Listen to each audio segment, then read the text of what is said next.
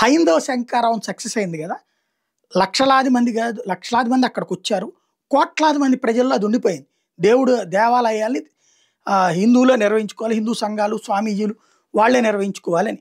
ఇప్పుడు కూడా హిందువులే నిర్వహించుకుంటారు. కాకపోతే రాజకీయ పార్టీ హిందువులు నిర్వహించుకుంటారు. రాజకీయ పార్టీల కార్యకర్తలే ట్రస్ట్ బోర్డు చైర్మన్‌లుగా ఉంటుంటారు. దీన్ని నిదానంగా దీన్ని మాకే అప్పజెప్పేయండి. ప్రభుత్వ పెత్తనం వద్దు, దేవాదాయ శాఖ పెత్తనం వద్దు అన్నదే హైందవ శంకారావం యొక్క ఉద్దేశం. ఎందుకంటే రేట్లు ఇష్టం వచ్చినట్టు పెట్టి దోచేస్తున్నారన్న ఉద్దేశం. ఇప్పుడు అదేమన్నా రూటు మారబోతుందా? ఇచ్చేస్తారా? ఎట్లాగా? ఎందుకొచ్చింది ఈ డౌట్ అంటే, తాజాగా కూడా దేవాదాయ శాఖ ఒక ఉత్తర్వులు ఇచ్చేసింది. పట్టణాల్లో ఉన్నటువంటి భూములు ఏవైతే దేవాదాయ శాఖకు సంబంధించిన భూములు దీర్ఘకాలిక లీజులు ఇచ్చేందుకు ఉద్దేశించి జీవో. ఇవాళ సాక్షి అదే రాసుకొచ్చింది.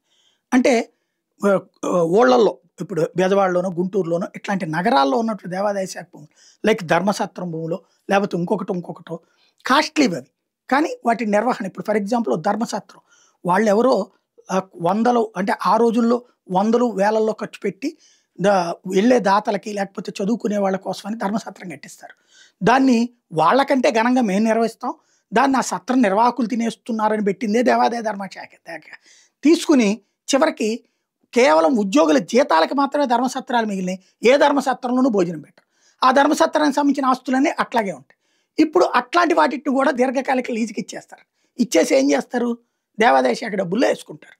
అంటే దేవుడి సొమ్ముని అప్పనంగా పనిచేసుకుంటారు. ఉద్యోగులకి జీతాల కోసం, అట్లాగే ప్రభుత్వానికి ఆదాయం కోసం తప్పించి ఆ గుళ్ళకి ఏమైనా ఒరుగుతుందంటే ఏం లేదు. ఆ సత్రాలకి ఏమైనా ఒరుగుతుందంటే ఏం లేదు. ఓవరాల్‌గా ఒకనాడు అసలు దేవాదాయ శాఖ, ధర్మాదాయ శాఖ పెట్టే రోజుల్లో చెప్పింది ఏంటంటే కమిటీలు నిర్వహించుకునేటటువంటి గుళ్ళల్లో ఆ డబ్బుల్లో రూ. 10, రూ. 20 తేడా వస్తుంది. వాళ్ళలో వాళ్ళు గొడవలు పడుతున్నారు. అందుకు మేము రెగ్యులరైజ్ చేస్తామని చెప్పి చివరికి అది కాస్త దోచేసి ఇవాళ రోజున ప్రతి సేవ డబ్బులున్నోడు మాత్రమే దేవుడి సేవల్లో పాల్గొనగలడు. పేదోడికి అదృష్టమే లేకుండా చేసేశారు. చివరికి ఆ దేవుడి భూములు కూడా అప్పనంగా మొక్కేస్తున్నారు. పాపం చేస్తున్నారు. కానీ పుణ్యంగా చెప్పుకుంటున్నారు. గొప్పగా చెప్పుకుంటున్నారు.